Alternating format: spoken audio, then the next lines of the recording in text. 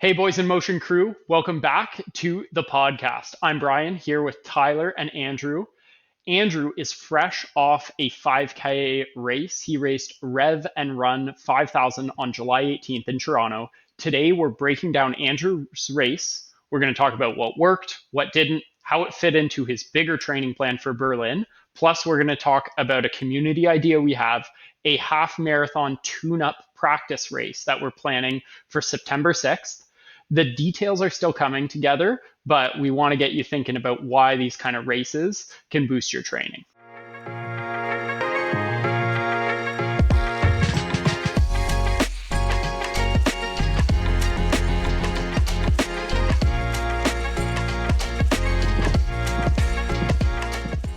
Exactly. I'm jealous of a nice tune-up race because I always like racing. You know me. Can't wait to hear about your race, Andrew. These tune-up races are a great chance to practice your race day strategies, nutrition, pacing, all that fun stuff. And also, of course, connect with other athletes and community members around us. Yeah, that 5K was the absolute perfect wake-up call in my training for the Berlin Marathon. Short, fast, and definitely taught me a few things that I'm going to be using going into Berlin. I love that those smaller races or tune-ups can definitely give you some good feedback and motivation going into that A race in your block. So I'm excited to talk through it, tell everyone what went down and what might come with the September practice idea. Sweet. Well, let's dive into the good stuff. So, Andrew, Rev and Run 5000, we've seen some pictures. You recorded a nice video of yourself running the race, and I'm sure your followers on Strava saw the results. But why don't you share with listeners exactly how you did? Yeah, so this block, I decided to shake things up a little bit. I often do a 5K tune-up race, but generally I will do it close to the end of the block when the fitness is a little higher, but the fatigue is also higher. This time I decided to put that 5K tune-up close to the beginning of the block and do a little bit more speed-focused workouts early and a little less volume to ramp into it. And then I decided Rev and Run was the perfect place to do that 5K tune-up. A fellow BIM boy, another Andrew told me about it and was also there, and it was absolutely the perfect race. So should I just jump right into the result, or is there any other questions before? Well, I have a quick question about, you want to set the scene, tell us where this was. It looked like a pretty fast place and some cool things for the actual venue. Yeah, exactly. Yes. You got to get us in the mood. You got to set the setting, Set the scene. So it was definitely a course that was meant for speed. And the 5K runners were definitely the slowest thing on that track last weekend because it was on the Indy track and was part of the Honda Indy weekend. So for Friday evening, they closed off the track 2 cars and got just a bunch of speedy people in there. And let me tell you, the competition was quite fierce at this race, which was one of the main reasons why I wanted to do this 5K. The front of the field was pretty stacked. And I'll say a lot of times with these kinds of races, if the female first place or top of the female field is above me, that's the perfect type of race and the race I want to be at, because that means that there's some good competition and people are moving and grooving. So yeah, it was Friday night, which was definitely different than most of the races we do. And I feel like because I worked on Friday and I ended up having to stay a little later to work, so that a little bit of extra stress from that, which was definitely an extra variable that I was not used to, where normally it's wake up and you're right in race mode. So it took me a little bit longer to get into race mode because, you're still thinking about the workday. Yeah, I feel like that'd be a little weird to get your mindset ready for that. And also, like you said, you're just switching away from your work brain and going into this race mode. It must have been quite freaky. And then a little bit more prep before the race, just to talk about what I did to try to transition into race mode. 3 hours out, I took 30 grams of beets. I use a beet powder. So that was what I did 3 hours out. And then something else I've been trying out in training and now tried it out for this 5K is bicarb pills. So I took 24 grams of bicarb pills mixed with a carb drink. So I took that 2 hours out from the race. So I was just at my desk swallowing bicarb pills, sipping on Gatorade. So that was something new for this race that I wanted to see if it could kind of help me not feel that lactic acid in that last mile of the 5K. Couple HR complaints and you're ready off to the races. That's so good. No, that's I mean, I'm interested to hear your opinions on bicarb post block.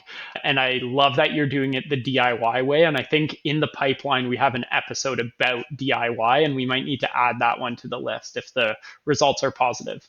Very exciting. So, what was the overall result for your race? So the overall result was a 16:55 official time. So not a PR, but pretty close. And kind of one of the main reasons why I wanted to do this was from redemption from our BIM 5K, where I wasn't quite as speedy and it also just felt absolutely awful. So at that race, I was a 17:32. So this is about 37 seconds faster. So a decent improvement over that. And I can tell you that during this race, I felt pretty in control the whole time, felt good, had a very nice final kick. So all in all, as far as 5Ks go, I felt pretty good. That's good. And I mean, the conditions, like it was probably a little bit hotter during this race than the Easter 5K. What were the conditions like? Did it make for a good race? Definitely hotter than the Easter 5K, but to the weather we've been having the last couple of weeks, it was actually pretty ideal summer racing conditions. It's as perfect as it could be for middle of July. Yeah, no humidity or crazy 55-degree weather. And one thing I think that everybody wants to hear, just can you spit out those splits for us? I really like seeing that consistency and how you kick at the end. Yeah, so I'll go over the mile splits because that's what I have here. That's what my watch Freedom. is recording. Freedom, man. So in that first mile, and this mile, one thing is that there was a little bit of navigation around people for that start. I probably should have started a little bit closer to the front, but sometimes it's kind of hard to know like where you'll be, and I also don't want to be in other people's way. So there was a bit of navigation, but I got a 5:20 mile for that first mile. And also in the first mile there was, and Tyler, you'll remember it, the slight uphill into the finish at the Toronto half marathon. So you go on that up twice, and that would be included in the first and the third mile. So a 5:20. The second mile was a 5:17. So just a slightly faster, kind of just trying to ease into that pace. And that was pretty almost pancake flat that mile. Maybe even a slight downhill as you come back in towards Exhibition Station. And then on that last mile, the third mile, slowed down a little bit, a 5:28 for that mile. And I wouldn't even say in that mile that it was just the legs started to feel a little bit heavy and I just kind of didn't quite have the kick. But it wasn't like the BIM 5K where my legs were just completely on fire and I just wanted it to stop right then. So those are the three miles. And then I have here I have 0.17 of a mile, so slightly longer than that 3.11, and that's in 1 minute and 5 seconds is what I have here for splits. Wow, that's incredibly fast. And I think You're right. It is redemption, especially if it felt good. Because I remember you coming off of the BIM Easter 5K, it wasn't, you didn't feel like it was a success quite as much as even this, despite not being a PR. So for the metric people listening, kilometer 1, 322, kilometer 2, 317, kilometer 3, 318. So blistering fast and also very consistent. And probably that first kilometer, you had a little bit of traffic in it. Kilometer 4 and 5 averaged out to be roughly 323. So overall, I would say that's really great pacing. It does show that you were pushing at 100% if you weren't dropping the pace, able to go faster in that last little bit. But yeah, looked to be a very clean and consistent race. I like that. And also just those slight little uphills also do kind of give you that little bit of extra, you know, you got to push a bit harder when you're going that speed. Any little change of bananas. I wanted to say pont. I don't know why. What is it in English? Grade? Elevation. Great. Yeah. I don't know why I was friggin' Tour de France mode on. Bananas. Every little change of gradient at that speed is just wildly more hard, and you just want to die, even though you're pushing at your limit. Yeah, and I think that up until, so we did that in the first loop, and on the second loop, I think it was after that slight up that's really where I could feel the kick in my legs kind of start to just, I lose that kick just a little bit, and where it was really kind of, I had to lock in. At that point, I had two people right directly ahead of me, and then one guy that was right behind me. So we were kind of a pack that in that last little bit, all three of them passed me.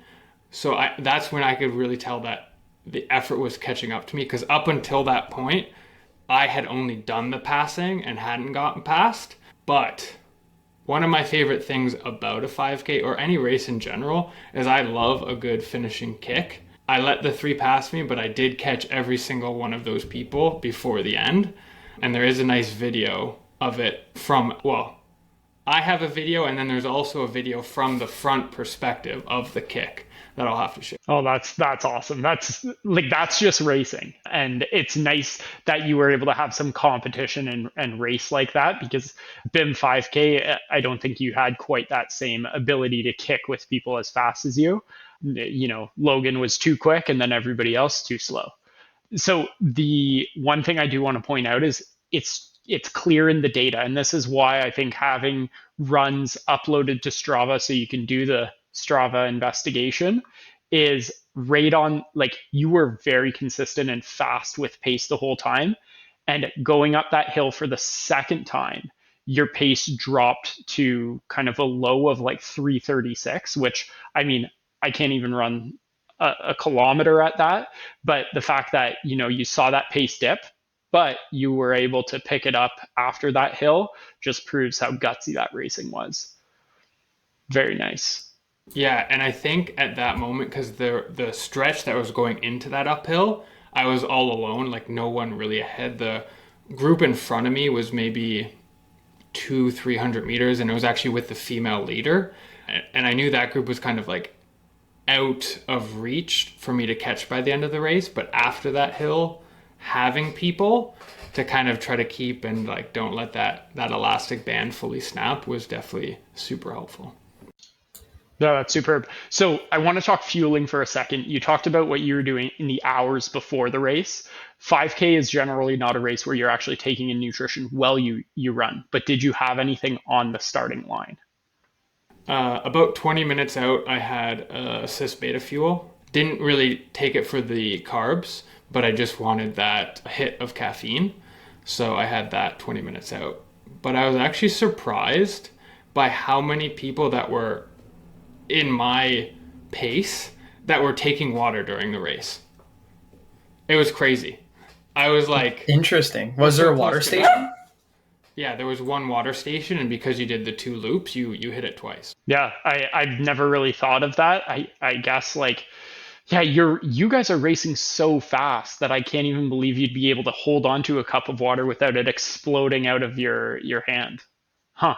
That's, I guess, a new learning, something to try for people who might get that dry mouth. I know, like, in like a criterium race, which generally, like, for a 40 or 50-minute effort, you don't need a ton of water. But I just remember getting so much dry mouth because you're at like total max capacity for an effort like that, that maybe some people are suffering with just like cotton mouth, and they just want to have some liquid to kind of, you know, hydrate them, but not so much for like performance, but just for feel. No trail vests or anything like that? No trail vest for me, but there was definitely some trail vest out on the course. There's also some nice outfits. There was a Teletubby. I believe there was Lightning McQueen.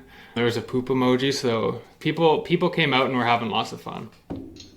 That's great. So looking like, let's think of this as a retrospective for future learning for yourself.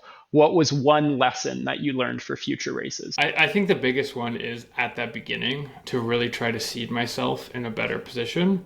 And this one, it was completely just a decision. I was like, this seems fine. There was plenty of room at the beginning. The corral and stuff was really nice. The race was really well organized. But I think that will save a little bit of chaos and weaving in and out. At the beginning, I'm sure that's where I got the extra of my distance, was right at the beginning, because I was doing lots of zigzagging and trying to jump in front of people that I knew were not going to be holding pace. So that would be one thing that I would definitely change. Well, I guess, and I wasn't at the start line, so you weren't really late for the start line, and you were in a, let's say, proper corral, so that was probably a bonus too. Yeah, no, there was no fences to hop, so that was really nice. And yeah, got there plenty of time. Was there, went up, took a picture with Ian for the nice pre-race photo, and then kind of got to my spot with about 10 to 15 minutes to the race. That's awesome. Now, you mentioned a name. Everybody on the pod, everybody listening knows the name. Big Ian, shout out. He raced, yeah, big shout out. He raced this as well with you. I heard he was a last minute sign up and he wasn't even racing. He's actually a ghost runner now, racing for other people. I didn't even know. Oh yeah. He's not Ian anymore. He is Jeremy, officially on the record. So if Ian tries to tell you that he has a sub 37-minute PR, it's not true. Jeremy does. So It's illegal. It's not true. It's not in his name, so it's not a PR yet. But yeah, was able to grab Ian and a last minute bib. I actually picked it up the morning of the race and was kind of able to convince him on a whim to sign up, which was nice because he's kind of been trying to figure out his goal for the Berlin 5K. So this was kind of a nice way to assess where he's at right now, because he's still trying to pinpoint exactly what he wants to shoot for. That's nice. And I think, well, and you did send us a sneak peek too of his final kick, and oh boy, that man was moving. Big shout out to, I'm a big fashion guy, loved the color of his fit. It was pretty snazzy. I actually took a bit of inspiration from him for my Ironman outfit, so I'll leave that as like that, and we'll see what happens. Now, that's a wicked fast time for Ian. Like, I think his progression has been insane. Like, even visually, he every time I see him, he's looking more and more like a runner. Oh, it's wild.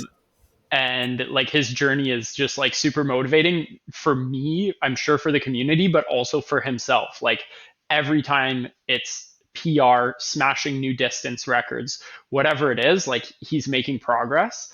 And I see, anyways, on his Strava, the actual PR was, or like the 5K time was 35:21.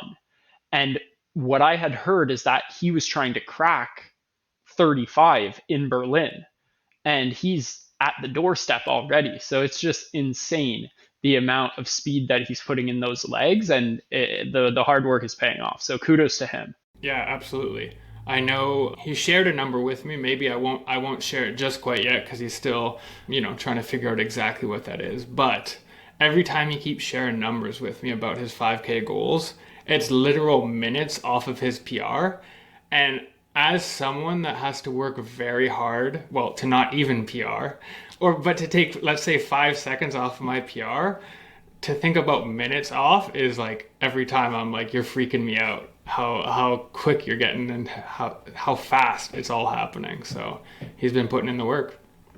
Yeah, that's awesome. And Amazing. You're right. Like, the progress when, let's say, you're not as speedy as you, Andrew, is just so nice to say, like, oh, I could PR by like 5 minutes and it'll just feel nice. He's coming to my PR next. I'm the next one on the chopping block here. So I wanted, obviously, like, this tune-up was great for you, better for Ian. And I think both of you are walking away with more confidence, some lessons learned, and then resetting some goals as well. Now, we talked, I think it's episode 17 back in like October of 2024, about what makes tune-up races valuable. So if you haven't listened, if you're listening to the pod and you want to know about tune-up races and why they are so good and why we use them in our training plans, please go check that episode out. That's episode 17.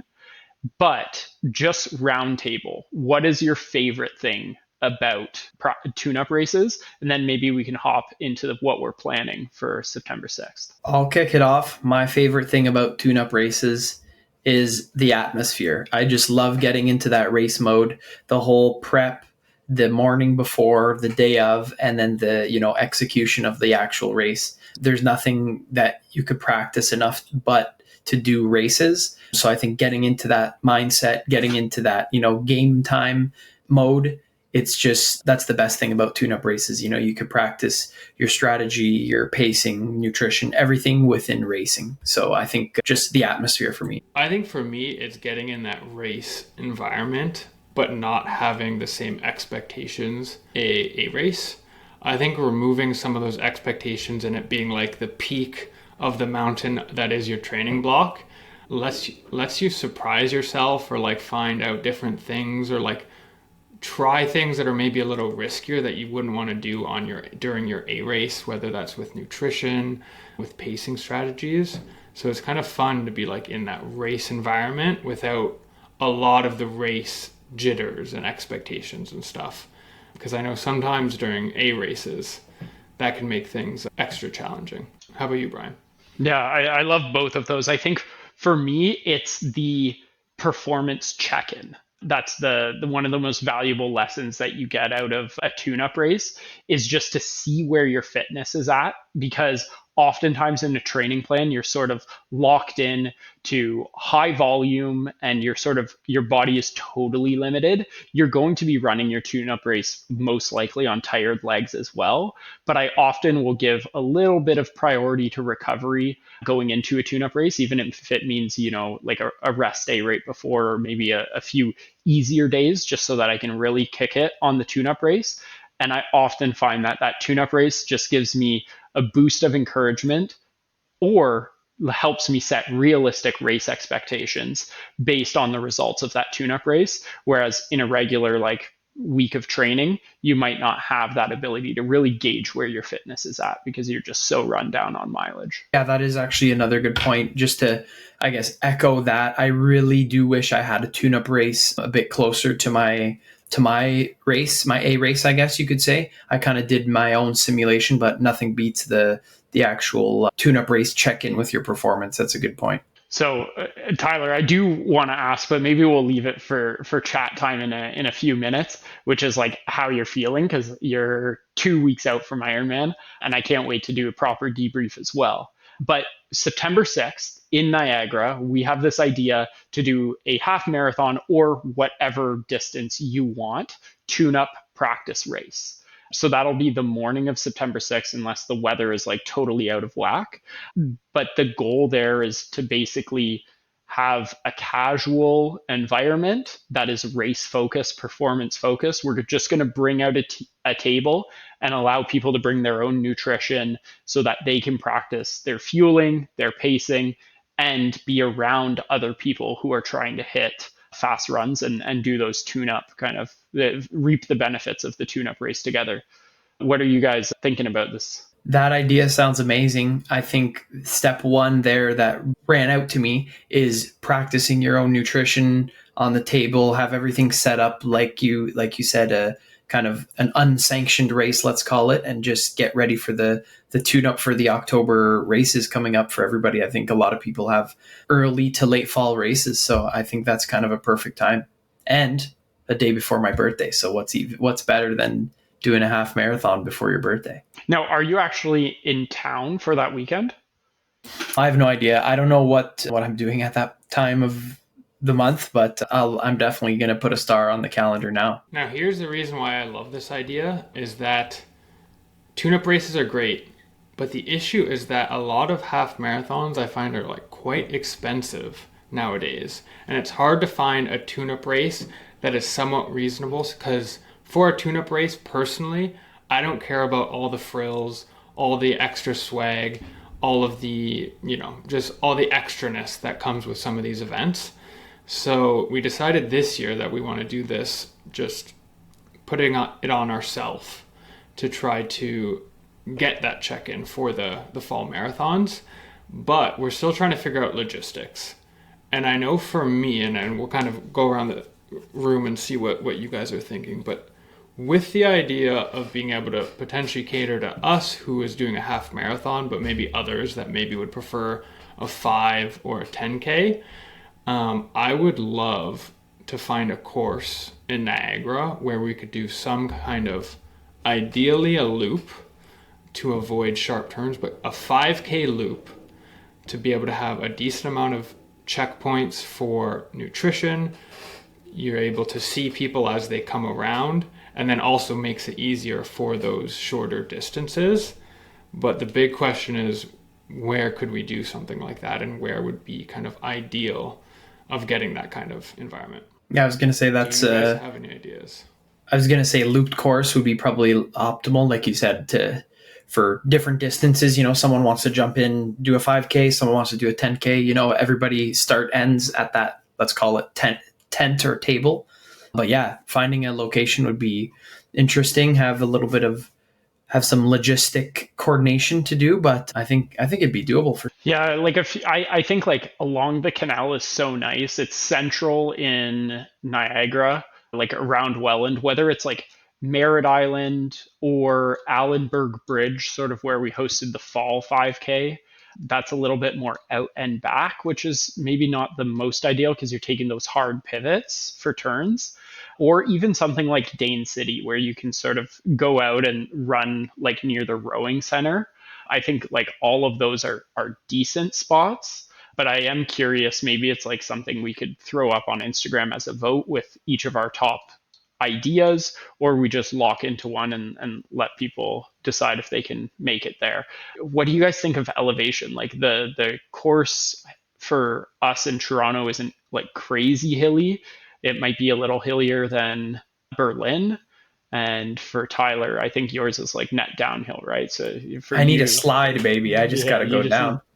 You just need to be going down the escarpment the whole time, which is impossible over 21K. Yeah, I don't know, maybe a little mix of both. I know just thinking here in Ottawa, like I have a nice little 5K loop in my neighborhood, and there's the one little hill. So I think, over maybe picking a very quiet neighborhood or something, just that one little hump, and obviously over 4.5 loops, you'll get a little bit of elevation. Yeah, I would say the beauty of the tune-up, especially with doing your own, is trying to get it as close to the race as we're going to do. So I think as flat as possible, maybe with one or two bumps. Yeah, exactly. Like an overpass or something like that. It would make it like simple, and it also makes it fast. Like that's the other thing that I would love, is to actually be able to go and like put in something like a sub 90 effort if that's in the cards. So I guess we'll keep thinking and maybe come up with a few ideas between the three of us of where we could host this. And then in terms of like materials of what we'll bring, I think a table is number one, just so people can have stuff there. Maybe a speaker for some music, just in case, like for the people who are starting or finishing at different times, you got something to do. But I wonder, like, is there anything else that we really need to bring, or is it just, people can show up with all their own gear and just start ripping it?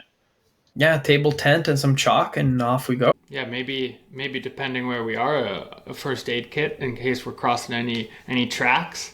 Don't want any incidents. So, but other than that, no, I think that's a pretty grassroots kind of a race. Just very simple, no stress on any of us. Just come out and hopefully I'll get some good confidence for the fall races.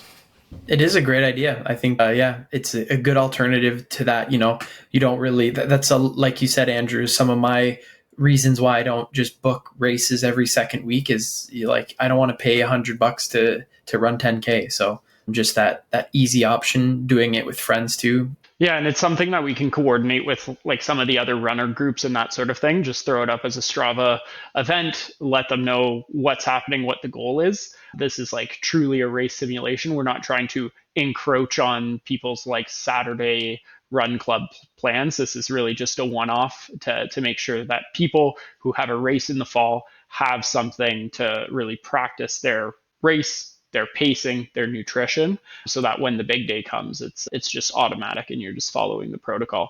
Is there anything that you guys are like going to try? Do you have a new pair of shoes that you're excited for? Do you have already a goal pace in mind that you'd like to run? What are you thinking? I'm going to be running in the Alpha Flies for this marathon block, so that's definitely what I will be wearing. As far as pace, I'm kind of getting back into true marathon training with a lot of half marathon and marathon workouts. So pace, unknown. I have ideas, but I don't know if those ideas are doable yet. So still I would say an unknown. How about you, Brad? I'm kind of in the same boat. I don't have new shoes. I still have the Hokas. Maybe that's gonna change. I don't know if I need another pair of carbon plated boys. But in terms of pacing, I'm not sure if my goal is to just run at marathon pace for the 21 and just crack that sub 90, just give myself confidence that like that's easy for me to do for 21K, or if I should actually go into like VDOT and calculate what that like 3 hour marathon converted time would be for the half and then try to hit that, or maybe something in between.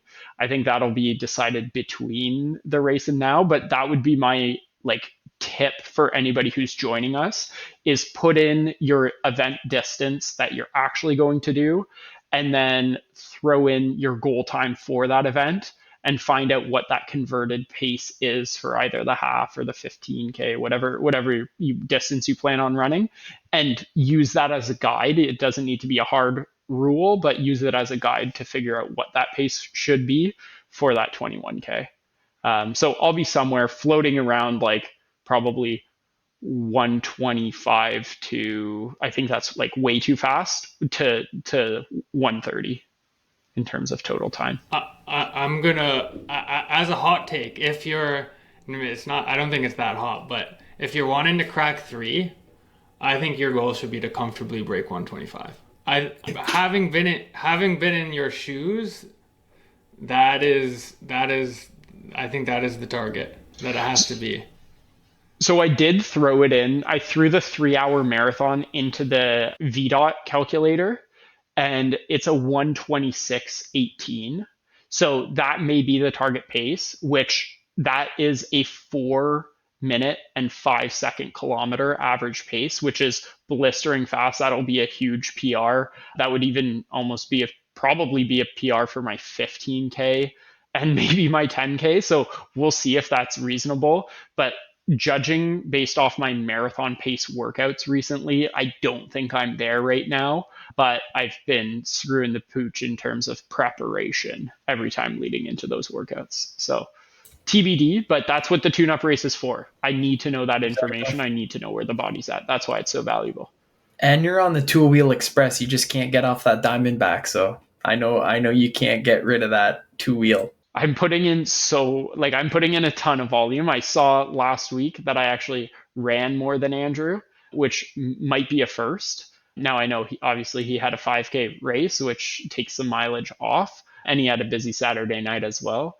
But that was a big pat on the back when the Strava investigators flagged to me that I did more mileage than Andrew. That's a huge week in my opinion. Did I do more mileage than you though? Not running, but biking?